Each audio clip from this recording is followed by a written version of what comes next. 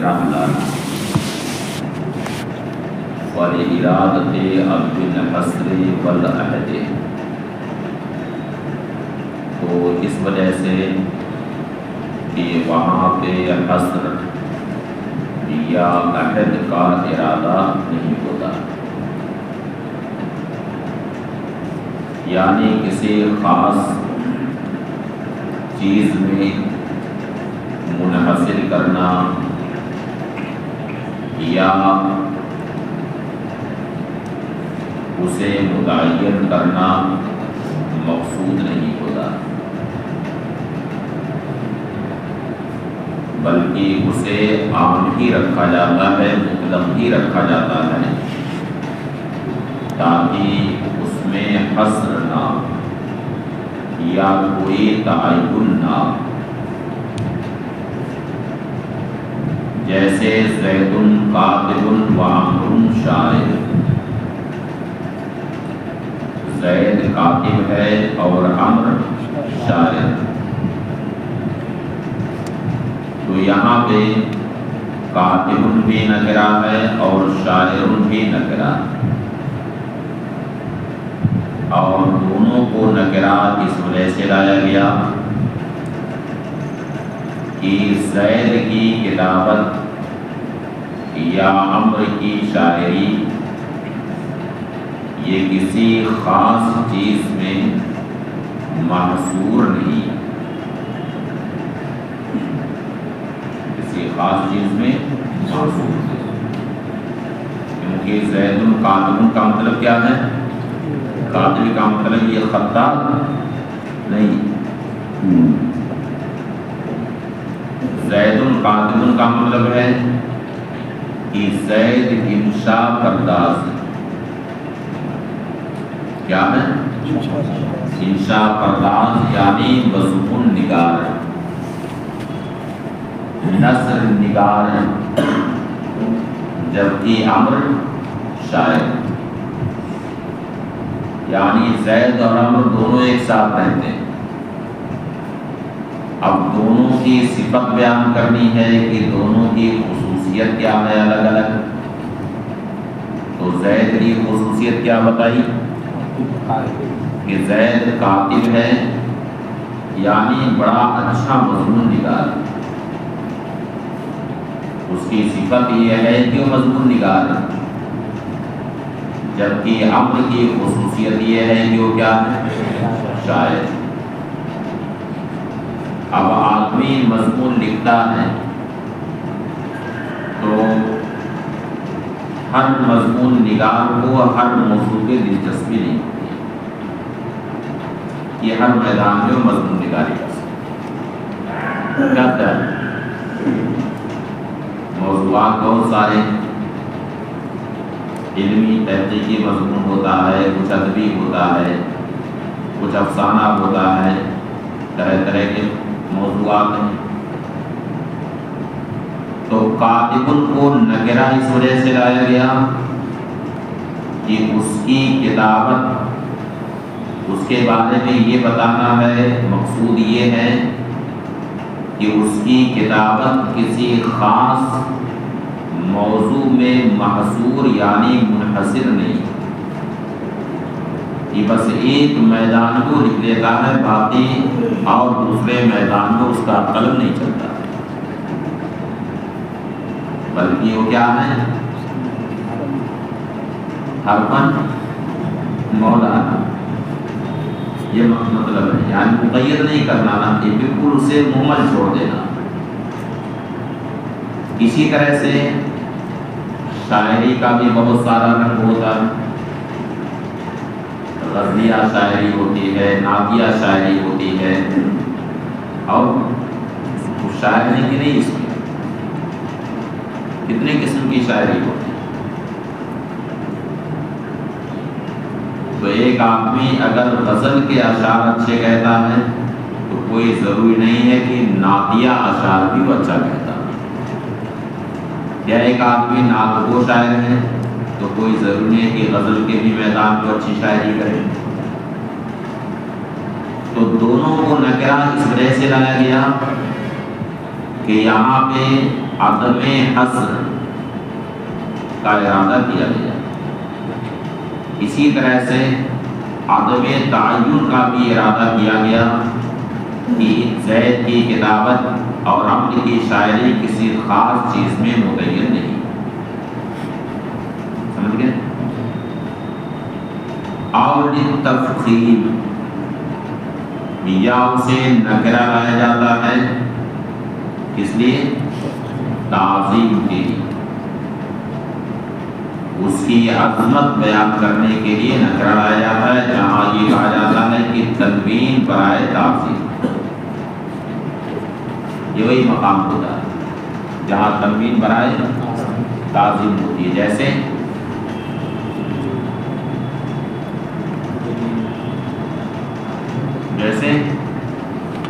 بِكُلِّ شَعْرَةٍ حَسَنَةٍ، یعنی قربانی کے جانور کے ہر بال کے بدلے میں ایک بڑی نیکی.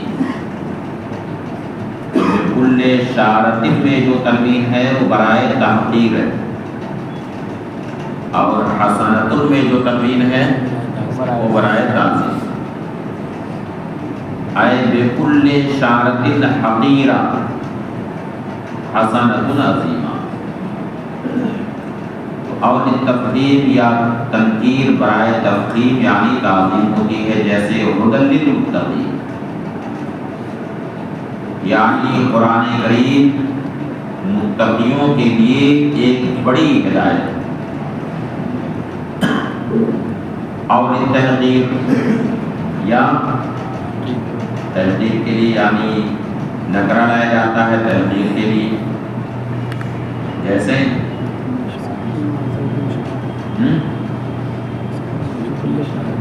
بِكُلِّ شَعْرَةٍ حَسَنَةٍ، یہاں مسند بنانا ہے. جیسے ما زید شیئا، زید کچھ نہیں، زید کچھ نہیں. تو تحقیر کے لیے یہاں اسے نکرہ لایا گیا. جیسے آپ بھی اپنی درخواست میں لکھتے ہیں بندے ناچیز، لکھتے ہیں کہ نہیں؟ بندے ناچیز کی طبیعت علیل ہے.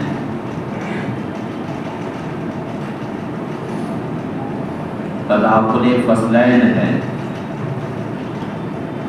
جس کی وجہ سے تبخیر معدہ ہے اور اس کی وجہ سے سوال یابس ہے.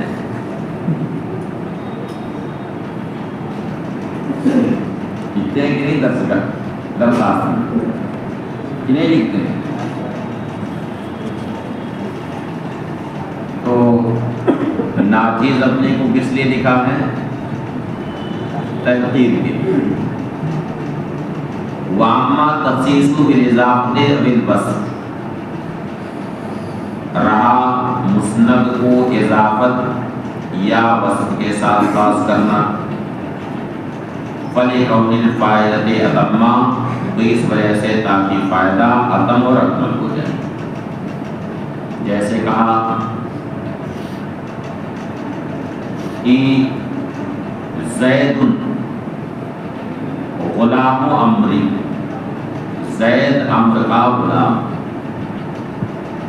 یہاں پر جو اضافت لائی گئی وہ کس وجہ سے؟ تخصیص کی. یا کسی کا نام لے کر کے آپ نے کہا کہ فلان خریج الجامعۃ الاشرفیہ، فلان جامعہ اشرفیہ کا فارغ. کوئی اضافت لائی گئی کس وجہ سے؟ تخصیص کی. یا وصف سے اسے خاص کر دیا جاتا ہے. جیسے کہا جائے کہ زید رجل عالم، تو اگر صرف اتنا کہا جائے کہ زید رجل، زید ایک مرد ہے، تو اس میں وہ فائدہ نہیں ہوتا جو فائدہ اس وقت حاصل ہو رہا ہے جبکہ رجل کی صفت عالم لائی گئی. واما تخصیص بالاضافت اور رہا اضافت یا حذف کے ساتھ اسے خاص کرنا فلقول الفائدۃ علما اس وجہ سے کہ فائدہ اتم و اکمل ہو جائے. کما مرہ جیسا کہ گزرا کیونکہ جس قدر قاعدیں بڑھتی جائیں گی اسی اعتبار سے فائدہ بھی بڑھتا جائے. واما ترک اور رہا اسے ترک کرنا یعنی ترک تخصیص فظاہر مما سبق تو ماسبق سے وہ ظاہر ہے یعنی وہاں تربیت فائدہ سے کوئی چیز مانے ہے اس وجہ سے وہاں تخصیص نہیں لائے گی. واما تعریف اور رہا مسند کو معرفہ لانا فلافادۃ السامع حکما علی امر معروف له باحدى طرق التعریف آخر مثلی. معرفہ اس لیے لاتے ہیں کہ سامع کو کسی حکم کا افادہ حاصل، سامع کو کسی حکم کا افادہ حاصل کسی ایسے امر پر جو امر سامع کو تعریف کے طرق میں سے کسی ایک طریقے سے معلوم، تعریف کے طرق میں سے کسی ایک طریقے سے وہ امر معلوم. لگ رہا بھی مہم سی یہ بات یعنی محکوم علیہ جس کے اوپر حکم لگایا جا رہا. یہاں پہ جو کہا ہے لافادۃ السامع حکما علی امر معلوم یعنی امر معلوم پر حکم لگانا. تو امر معلوم کیا ہوا؟ محکوم علیہ. حکم کس پر لگتا ہے؟ محکوم علیہ پر. یعنی محکوم علیہ سامع کو معلوم اور کیسے معلوم ہو؟ باحدى طرق التعریف، تعریف کے طرق میں سے کسی ایک طریقے سے. یعنی معرفہ لانے کے جو طریقے ہیں ان طریقوں میں سے کسی ایک طریقے سے محکوم علیہ معلوم. اور معرفہ لانے کے کتنے طریقے ہیں؟ کتنے طریقے ہیں معرفہ لانے کے؟ 7. کیا چلو کچھ ایسی بتا دو. اضمار ہے، علمیت کے ذریعہ معرفہ لاتے ہیں، ضمیر کے ذریعہ، اسم اشارہ کے ذریعہ، اضافت کے ذریعہ، جدا کے ذریعہ، معرف باللام ہے، بہت سارے طریقے. تو کہنے کا مطلب یہ ہے کہ محکوم علیہ جس کے اوپر حکم لگانا وہ تعریف کے طریقوں میں سے کسی ایک طریقے سے سامنے کو معلوم. اتنی بات سمجھ آئی؟ اور اس محکوم علیہ پر جو حکم لگانا ہے، جس چیز کا حکم لگانا ہے، جس چیز کا حکم لگانا ہے وہ بھی تعریف کے طریقوں میں سے کسی ایک طریقے سے معلوم. محکوم علیہ جس طرح سے تعریف کے طریقوں میں سے کسی ایک طریقے سے معلوم ہو، اسی طرح سے محکوم علیہ پر جس چیز کا حکم لگانا ہے، جس چیز کا حکم لگانا یعنی محکوم بھی، وہ بھی تعریف کے طریقوں میں سے کسی ایک طریقے سے معلوم. یہ بات سمجھ آ رہی ہے؟ محکوم علیہ جیسے تعریف کے طریقوں میں سے کسی ایک طریقے سے معلوم ہو، اسی طرح سے محکوم بھی تعریف کے طریقوں میں سے کسی ایک طریقے سے معلوم. سمجھ آ رہی ہے بات؟ اگر یہ تعبیر استعمال کی ہو تو شاید یہ تعبیر زیادہ واضح ہے. یہ زیادہ واضح ہوتی نا تعبیر کہ محکوم علیہ جس طرح تعریف کے طریقوں میں سے کسی ایک طریقے سے معلوم ہو، اسی طرح سے محکوم بھی تعریف کے طریقوں میں سے کسی ایک طریقے سے معلوم. اب یہ کوئی ضروری نہیں ہے کہ دونوں کی تعریف ایک طریقے کی، بلکہ ایسا ہو سکتا ہے کہ دونوں کا طریقہ تعریف الگ الگ، محکوم علیہ کا طریقہ تعریف الگ ہو اور محکوم بہ کا طریقہ تعریف الگ ہو۔ مثلاً محکوم علیہ کا تعریف، محکوم علیہ کی جو تعریف کی گئی ہے اسے جو معرفہ لایا گیا ہے وہ عالمیت کے ذریعہ، اور محکوم بہ کو جو معرفہ لایا گیا وہ اضافت کے ذریعہ، جیسے کہ زید ابوک، زید تمہارا بھائی۔ تو یہاں پر مسند الیہ یہ ہے سامع کو معلوم، سامع کو معلوم، اور کس طریقے پر معلوم ہوا؟ کس طور پہ؟ علمیت کے طور پر۔ اور ابو کا جو مسند ہے یہ بھی سامع کو معلوم، لیکن وہ معلوم ہے کس طور پر؟ اضافت کے طور پر۔ تو طریقہ تعریف دونوں کا الگ الگ ہے۔ مسند الیہ کا طریقہ تعریف ہے عربیت، اور مسند کا طریقہ تعریف ہے کیا؟ اضافت۔ سمجھ گئے؟ تو اسے معرفہ اس لیے لاتے ہیں کہ سامع کو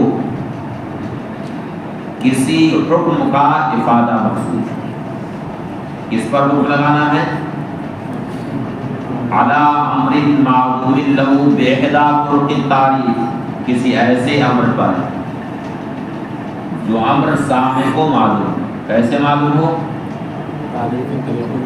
تعریف کے طریقوں میں سے کسی ایک طریقے سے، یعنی عربیت ہے، اضافت ہے، اشارہ ہے، جو بھی طریقہ کسی بھی طریقے سے معلوم، ایسے امر پر حکم کا افادہ مقصود۔ کس چیز کا حکم لگانا ہے؟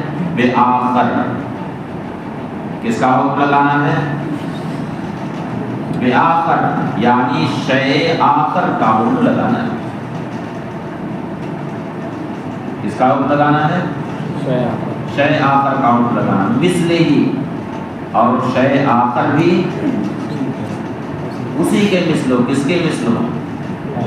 محکوم علیہ کے مثل، یعنی محکوم علیہ جس کے اوپر حکم لگایا گیا وہ جیسے سامع کو تعریف کے طریقوں میں سے کسی ایک طریقے سے معلوم ہونا ضروری ہے، اسی طرح سے جس شیء آخر کا حکم اس کے اوپر لگایا جائے گا وہ شیء آخر بھی تعریف کے طریقوں میں سے کسی ایک طریقے سے معلوم رہنی چاہیے۔ یہ بات آئی سمجھ میں؟ ہاں سمجھائے نا عبارت؟ عبارت تھوڑی پیچیدہ ہے یہاں پر، اس لیے سمجھ کر کے آگے بڑھنا۔ تو علی امر معلوم لہ باحدی طرق التعریف، یہ ہو گیا ہے محکوم علیہ، یعنی ایسے امر پر حکم لگانا، یعنی ایسے محکوم علیہ پر حکم لگانا، ایسی شے پر حکم لگانا جو شے سامع کو معلوم، کیسے معلوم ہو؟ تعریف کے طریقوں میں سے کسی ایک طریقے سے۔ کون سے تعریف کے طریقے؟ علمیت وغیرہ۔ اور کس چیز کا حکم لگانا ہے؟ بآخر۔ کس چیز کا؟ شیء آخر کا حکم لگانا ہے، یعنی محکوم بہ کا حکم لگانا ہے۔ اور شیء آخر بھی کیسی ہونی چاہیے؟ مثل ہی، اسی کے مثل ہونا چاہیے، یعنی محکوم علیہ کے مثل ہونا چاہیے کہ جیسے محکوم علیہ تعریف کے طریقوں میں سے کسی ایک طریقے سے سامع کو معلوم رہنا ضروری ہے، اسی طرح سے محکوم بھی ایسا ہونا چاہیے جو سامع کو تعریف کے طریقوں میں سے کسی ایک طریقے سے معلوم۔ سمجھ میں آ گئی عبارت کے نہیں آئی سمجھ میں عبارت؟ اور لازم حکم یا سامع کو کسی لازمی حکم کا افادہ مقصود ہو، حکم کے بجائے لازمی حکم۔ شروع میں آپ نے دو قسمیں پڑھی ہیں، ایک فاعل خبر اور دوسری لازمی فاعل خبر لیے ہوئی۔ اور لازمہ حکم کذالک یا اسی طرح سے لازم حکم کا افادہ مقصود ہو. جیسے زید اخوک، زید تمہارا بھائی. اب یہاں پہ جو محکوم علیہ ہے یعنی زید، یہ سامع کو معلوم، اور کس طریقے سے معلوم ہے؟ علم کے ذریعے، علمیت کے ذریعے. اب اس پر اخوکا کا حکم لگایا گیا، تو اخوکا جو سامنے کو معلوم ہے کس طریقے پر؟ اضافت کے ذریعے، یعنی اسے جو معرفہ لایا گیا ہے کیسے؟ اضافت کے ذریعے. تو زیدن کو معرفہ لانے کا طریقہ کچھ اور ہے، مسند علیہ کو معرفہ لانے کا طریقہ کچھ اور ہے، اور مسند کو معرفہ لانے کا طریقہ کچھ اور ہے.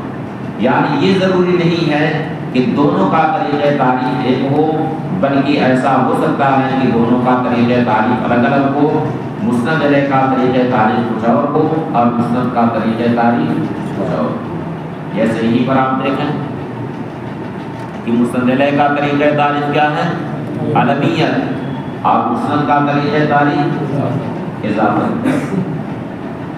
اسی طرح سے امر المنطلق، تو امر المنطلق میں دیکھیے کہ مسند علیہ کا طریقہ تعریف ہے علمیت، جبکہ مسند کا طریقہ تعریف کیا ہے؟ معرف.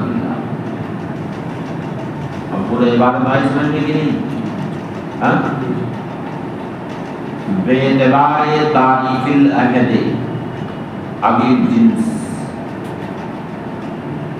اس اعتبار سے کہ یہ تعریف عہد کے لیے ہو سکتی ہے، اور یہ بھی ہو سکتا ہے کہ یہ تعریف کس کے لیے ہو؟ جنس کے لیے. عہد کے لیے بھی ہو سکتی ہے اور جنس کے لیے بھی ہو سکتی ہے. وَعَكْسِهِمَا، اور ان دونوں کا برعکس بھی ہو سکتا ہے. یعنی بجائے زید اخوکا کہنے کے کہا جائے اخوکا زید. کیا کہا جائے؟ اخوکا زید. اسی طرح سے امر المنطلق کہنے کے بجائے کیا کہا جائے؟ المنطلق امر. کیونکہ جب دونوں معرفہ ہیں تو جس کو چاہیں مبتدا بنائیں اور جس کو چاہیں خبر بنائیں.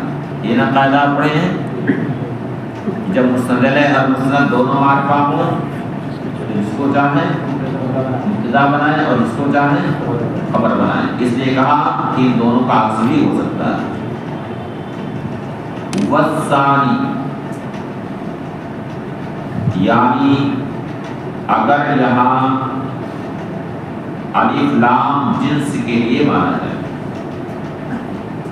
تو قد یفید قصر الجنس علی شیء تحقیقا او مبالغۃ لکمالہ فی، یعنی یہ کبھی فائدہ دے گا کس چیز کا؟ قصر الجنس کا. کس چیز کا؟ قصر الجنس، یعنی ساری جنس اسی مسند علیہ میں منحصر ہے. ساری جنس اسی مسند علیہ میں منحصر. یہ ہو گیا قصر الجنس کہ ساری جنس ایک ہی فرد میں منحصر. سمجھ گئے؟ اب جیسے یہ کہا جائے کہ زید طالب، زید طالب علم، اس کا مطلب یہ ہوا کہ اگرچہ طلباء تو بہت ہیں لیکن یہ پوری جنس منحصر ہے بس ایک فرد ہے، اس میں زید.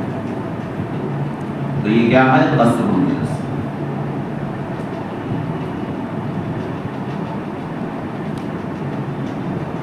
جیسے بہت پہلے کی بات ہے،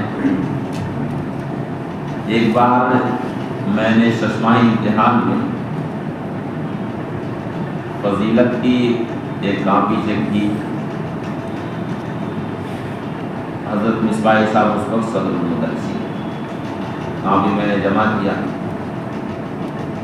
تو میں نے کہا کہ حضرت یہ کاپی جو میں نے چیک کی پوری جماعت میں مجھے صرف 2.5 لڑکے نظر آئے، یعنی پوری جماعت صرف 2.5 لڑکوں میں سنتی ہوئی ہے تو 200 کی تعداد، لیکن کاپی سے اندازہ لگا کہ پوری جماعت صرف 2.5 لڑکوں میں منحصر جو کاپیوں کا حال۔ تو حضرت نے فرمایا کہ لگتا ہے کہ آپ نے کچھ خیاسی کی۔ وہ بولے کہ میں پڑھاتا ہوں اس کتاب کو اور میرا جو اندازہ ہے کہ پوری جماعت صرف 2 لڑکوں میں منحصر ہے۔ تو آپ نے نصف کو پڑھا دیا، کہے کہ میرا جو اندازہ ہے صرف 2 لڑکوں میں پوری جماعت سے۔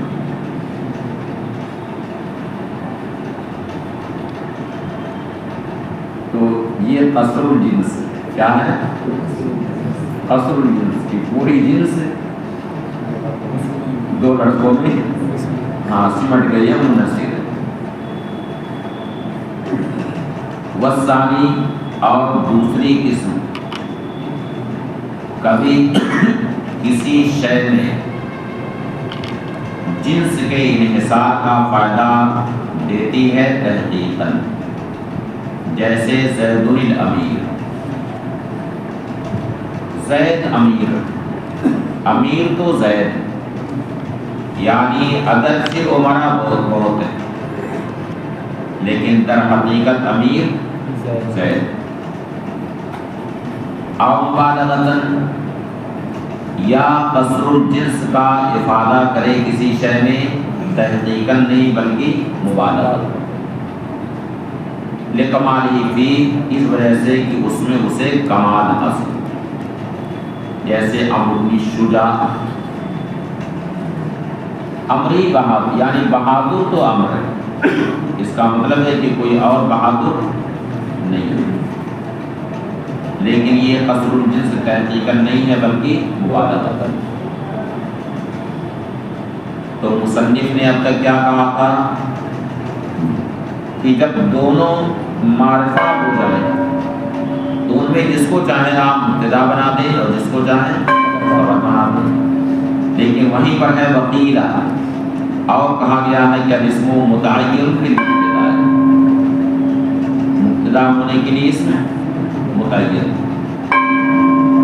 مبتدا ہونے کے لیے اسم متعین، یعنی زید ابوکا کہا تو زید مبتدا ہونے کے لیے متعین، یا ابوکا زید کہا جائے تب بھی زید مبتدا ہونے کے لیے متعین، اس مبتدا ہونے کے لیے متعین ہے، لدلالت الذات، اس لیے کہ اس کی دلالت ذات پر ہوتی ہے، جبکہ صفت خبر ہونے کے لیے متعین ہے، لدلالتها علی امر نسبی، اس لیے کہ اس کی دلالت کس پر ہوتی ہے؟ امر نسبی پر ہوتی ہے، اس پر دلالت ہوتی ہے امر نسبی، یعنی ایسے امر پر جو منسوب ہوتا ہے کسی ذات کی طرف۔ وردہ، مگر یہ قول رد کر دیا گیا ہے، کیونکہ اس صورت میں معنی یہ ہوگا کہ الشخص الذی لہ صفت و صاحب الاسم، یعنی جب صفت کو مبتدا بنایا جائے تو اس وقت معنی ہوگا کہ الشخص الذی لہ صفت و صاحب الاسم، یعنی وہ شخص جس کے لیے یہ صفت ثابت ہے وہ فلاں نام والا، جیسے ابو کا زید میں ابو کا کو جب مبتدا بنایا جائے تو اس کا مطلب یہ ہوا کہ الذی لہ ھذا الصفت، الذی لہ ھذا الصفت، یعنی جس کے لیے یہ صفت، یعنی تیری اخوت جس کے لیے ثابت ہے، صاحب الاسم ہے، صاحب الاسم زید، وہ کون ہے؟ اس میں زید والا، تب ایسی صورت میں دونوں کی دلالت امر نسبی پر ہو جائے گی، دونوں کی دلالت امر نسبی پر ہو جائے گی، اب دونوں برابر ہو گئے، لہٰذا اس میں جس کو چاہیں مبتدا بنائیں اور جس کو چاہیں